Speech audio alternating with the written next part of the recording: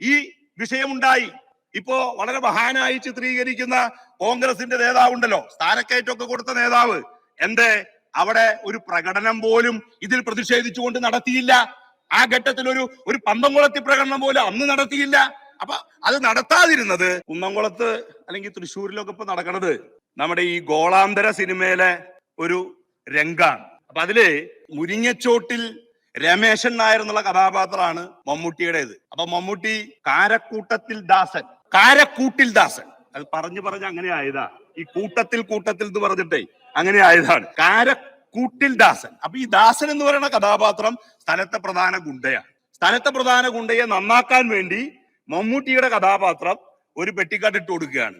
അത് ഉദ്ഘാടനം ചെയ്തുകൊണ്ട് ശങ്കരാടി നടത്തുന്ന ഒരു പ്രസംഗമുണ്ട്.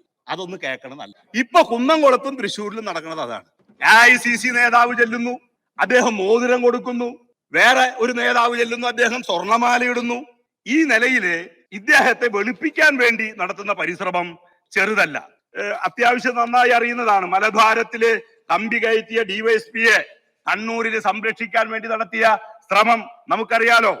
ആലുവ പിന്നെ യാക്കോബ പള്ളിയിലെ പോലീസ് അഴിഞ്ഞാട്ടം, കന്യാസ്ത്രീകളെ പോലും വെറുതെ വിടാതെ നടത്തിയ ആക്രമിച്ച പോലീസുകാർക്കെതിരായി നിങ്ങൾ നടപടി സ്വീകരിച്ചോ? ഭൂമിക്കായി സമരം ചെയ്ത ആദിവാസി യുവാവ് ജോഗിയെ, അദ്ദേഹത്തെ പിന്നെ കൊലപ്പെടുത്തിയ സംഭവം, സ്ത്രീകളെയും കുട്ടികളെയും ആക്രമിച്ച സംഭവം, നിങ്ങൾ എന്ത് നടപടിയാണ് സ്വീകരിച്ചത്? അപ്പോ ശിവഗിരിയിൽ പോലീസ് നടത്തിയ നരവേട്ട അന്നത്തെ മുഖ്യമന്ത്രി ശ്രീ AK ആന്റണി ന്യായീകരിച്ചില്ലേ? സംഘർഷമുണ്ടായാൽ പിന്നെ എന്ത് ചെയ്യും എന്ന ചോദ്യമാണ് തിരിച്ചു ചോദിച്ചത്. പോലീസ് സ്റ്റേഷനിലോ ലോക്കപ്പിൽ വെച്ചോ ആളുകളെ മർദ്ദിക്കുന്ന രീതി ഒരു കാരണവശാലും ഇടതുപക്ഷ ജനാധിപത്യ മുന്നണി സർക്കാർ അംഗീകരിക്കുന്ന പ്രശ്നമേ ഇല്ല. അത്തരം ആരോപണങ്ങൾ വന്ന ആ ഘട്ടത്തിൽ തന്നെ അന്വേഷണം നടത്തി ശക്തമായ നടപടികൾ സ്വീകരിക്കുകയും ചെയ്തിട്ടുണ്ട്.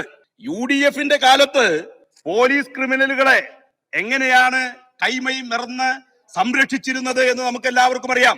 കോൺഗ്രസിനും സ്പോൺസർമാരായി നിൽക്കുന്ന മാധ്യമങ്ങളുടെയും ഉന്നം കേരളത്തിലെ പോലീസാകെ കുഴപ്പമാണ് എന്ന് സ്ഥാപിക്കുക എന്നതാണ്. UDF കാലത്ത് ലോക്കപ്പിലും പൊതുയിടങ്ങളിലും സമരവേദികളിലും ആളുകളെ മർദ്ദിച്ച പോലീസിനെ നേരെ അന്ന് സ്വീകരിച്ച നടപടികളും ഇപ്പോഴത്തെ അന്തരീക്ഷവും വ്യക്തമാണ്. ഇപ്പോ നടപടികൾ സ്വീകരിക്കുകയാണ്. ക്രിമിനൽ കേസിൽപ്പെട്ട നിരവധി പോലീസ് ഉദ്യോഗസ്ഥന്മാരെ പിരിച്ചുവിട്ടു. കുറ്റക്കാരായ നിരവധി പോലീസ് ഉദ്യോഗസ്ഥന്മാരെ സസ്പെൻഡ് ചെയ്തു. ക്രിമിനൽ കേസിൽ പ്രതികളായ നിരവധി പോലീസ് ഉദ്യോഗസ്ഥന്മാർക്ക് നേരെ നടപടികൾ സ്വീകരിച്ചു. എന്നാൽ UDFന്റെ നയങ്ങളിൽ ആവേശം കൊണ്ട് ചില പോലീസുകാർ അല്ലെങ്കിൽ സേനയിലെ ചില ആളുകൾ തെറ്റായ നിലപാടുകൾ സ്വീകരിക്കുന്ന ഒറ്റപ്പെട്ട ശ്രമങ്ങൾ ഉണ്ടാകുന്നുണ്ട്. അത്തരം നിലപാടുകൾ സ്വീകരിച്ചവർക്കെതിരെ ശക്തമായ നടപടി സ്വീകരിച്ച് തിരുത്തുക തന്നെ ചെയ്യും എന്നതാണ് ഈ ഗവൺമെന്റിന്റെ നിലപാട്. കുന്നംകുളം പോലീസ് സ്റ്റേഷനിലെ സുജിത്തിന് മർദ്ദനമേറ്റു എന്ന് പറയുന്ന വിഷയം ശ്രദ്ധയിൽപ്പെട്ട ഉടനെ മുഖ്യമന്ത്രി ഇടപെട്ട് ബന്ധപ്പെട്ടവരെയെല്ലാം തന്നെ സർവീസിൽ നിന്ന് സസ്പെൻഡ് ചെയ്യുകയുണ്ടായി. എന്തേ ഈ 2.5 വർഷമായി നിങ്ങൾ ഈ വിഷയം മുഖ്യമന്ത്രിയുടെ ശ്രദ്ധയിൽപ്പെടുത്താതെ പോയത്? അതിന് ഉത്തരവാദി ആരാണ്? നിങ്ങളുടെ കാര്യക്ഷമത കുറവും കഴിവുകേടുമാണ് ഇതിലൂടെ വ്യക്തമാകുന്നത്. അതുകൊണ്ട് തന്നെ ഇത്തരം ഒരു പ്രമേയം സഭയിൽ കൊണ്ടുവരുന്നത് രാജ്യത്തെ ഏറ്റവും മികച്ച പോലീസ് സേനയെ തെറ്റായി ചിത്രീകരിക്കാനും ജനങ്ങളെ തെറ്റിദ്ധരിപ്പിക്കാനും ഉദ്ദേശിച്ചുകൊണ്ടുള്ളതാണ്. അതിനാൽ ഈ പ്രമേയത്തെ ശക്തിയായി എതിർക്കുന്നു. നമുക്കറിയാം, ഈ കുന്നംകുളത്ത് അല്ലെങ്കിൽ തൃശ്ശൂരിലൊക്കെ ഇപ്പൊ നടക്കുന്നത് നമ്മുടെ ഈ ഗോളാന്തര സിനിമയിലെ ഒരു രംഗാണ്. ഗോളാന്തര സിനിമ. അപ്പൊ അതില് ഈ മുരിങ്ങച്ചോട്ടിൽ രമേശൻ നായർ എന്നുള്ള കഥാപാത്രമാണ് മമ്മൂട്ടിയുടേത്. അപ്പൊ മമ്മൂട്ടി ഈ കഥാപാത്രം വെച്ച് അവിടെ കാരക്കൂട്ടത്തിൽ ദാസൻ, കാരക്കൂട്ടിൽ ദാസൻ, അത് പറഞ്ഞു അങ്ങനെ ആയതാ. ഈ കൂട്ടത്തിൽ എന്ന് പറഞ്ഞിട്ടേ അങ്ങനെ ആയതാണ്. അപ്പൊ കാരക്കൂട്ടിൽ ദാസൻ. അപ്പൊ ഈ ദാസൻ എന്ന് പറയുന്ന കഥാപാത്രം സ്ഥലത്തെ പ്രധാന ഗുണ്ടയാണ്. സ്ഥലത്തെ പ്രധാന ഗുണ്ടയെ നന്നാക്കാൻ വേണ്ടി മമ്മൂട്ടിയുടെ കഥാപാത്രം ഒരു പെട്ടിക്കാട്ടിട്ട് കൊടുക്കുകയാണ്. അത് ഉദ്ഘാടനം ചെയ്തുകൊണ്ട് ശങ്കരാടി നടത്തുന്ന ഒരു പ്രസംഗമുണ്ട്. അതൊന്ന് കേൾക്കണം. നല്ല ഇപ്പൊ കുന്നംകുളത്തും തൃശ്ശൂരിലും നടക്കുന്നത് അതാണ്.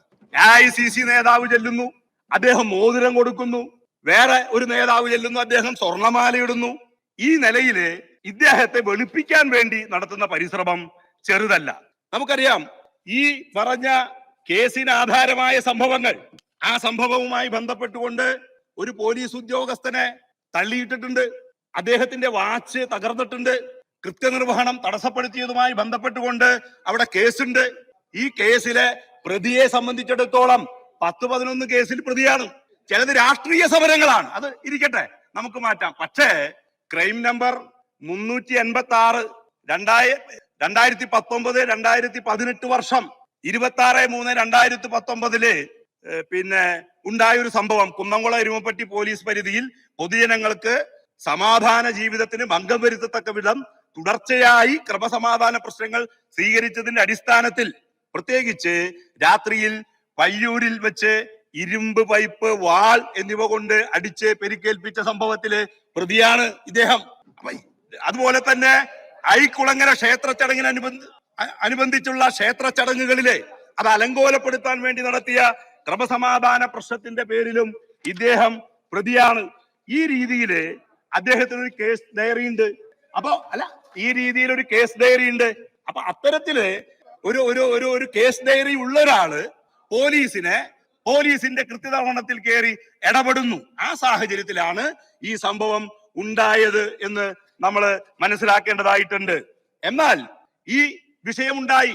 ഇപ്പോ വളരെ മഹാനായി ചിത്രീകരിക്കുന്ന കോൺഗ്രസിന്റെ നേതാവുണ്ടല്ലോ, സ്ഥാനക്കയറ്റമൊക്കെ കൊടുത്ത നേതാവ്, അവിടെ ഒരു പ്രകടനം പോലും ഇതിൽ പ്രതിഷേധിച്ചുകൊണ്ട് നടത്തിയില്ല.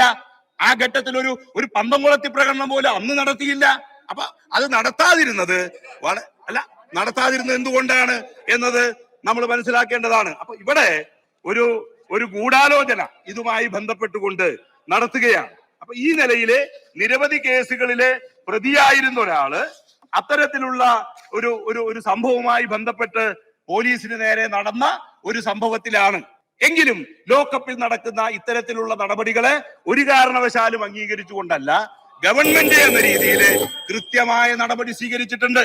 നിങ്ങളുടെ കാലത്തെ സംരക്ഷണ സ്വഭാവങ്ങള് നമുക്ക് നല്ലവണ്ണം അറിയാലോ, അല്ലെ? നമുക്ക് അത്യാവശ്യം നന്നായി അറിയുന്നതാണ്. മലദ്വാരത്തില് കമ്പി കയറ്റിയ ഡിവൈഎസ്പിയെ കണ്ണൂരിൽ സംരക്ഷിക്കാൻ വേണ്ടി നടത്തിയ ശ്രമം നമുക്കറിയാലോ. ആലുവ യാക്കോബ പള്ളിയിലെ പോലീസ് അഴിഞ്ഞാട്ടം, കന്യാസ്ത്രീകളെ പോലും വെറുതെ വിടാതെ ആക്രമിച്ച പോലീസുകാർക്കെതിരായി നിങ്ങൾ നടപടി സ്വീകരിച്ചോ? ഭൂമിക്കായി സമരം ചെയ്ത ആദിവാസി യുവാവ് ജോഗിയെ, അദ്ദേഹത്തെ കൊലപ്പെടുത്തിയ സംഭവം, സ്ത്രീകളെയും കുട്ടികളെയും ആക്രമിച്ച സംഭവം, നിങ്ങൾ എന്ത് നടപടിയാണ് സ്വീകരിച്ചത്? അപ്പോ ശിവഗിരിയിൽ പോലീസ് നടത്തിയ നരവേട്ട അന്നത്തെ മുഖ്യമന്ത്രി ശ്രീ AK ആന്റണി ന്യായീകരിച്ചില്ലേ? സംഘർഷമുണ്ടായാൽ പിന്നെ എന്ത് ചെയ്യും എന്ന ചോദ്യമാണ് തിരിച്ചു ചോദിച്ചത്. അങ്ങനെ പോലീസുകാരെ സംരക്ഷിക്കുന്ന ഒരു നിലപാടല്ല കേരളത്തിലെ ഇടതുപക്ഷ ജനാധിപത്യ സ്വീകരിച്ചിട്ടുള്ളത്.